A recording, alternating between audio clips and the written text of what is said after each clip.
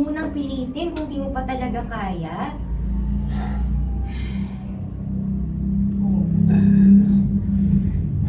Akala ko ba, bina-blacklist mo na yung Edgar na yun? Akala ko ba hindi na siya makakakuha ng trabaho? Pinasundan ko sa driver natin.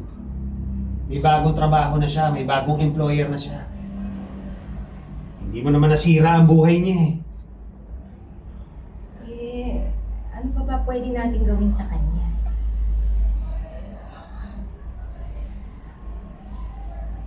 Gusto ko ma-hospital siya. Gusto ko mabalda siya. Yung hindi din siya nakakalakad katulad ko.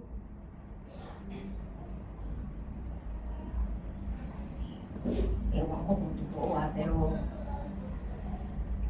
may anting-anting daw yung taong yan eh.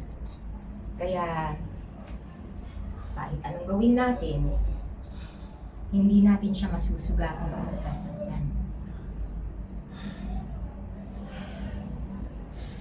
Tignan mo nga naman yung mga mahihirap. Naniniwala sa mga bagay na may sa demonyo. Hindi sa lahat ng oras, kaya siyang iligtas ng anting-anting niya. May araw din siya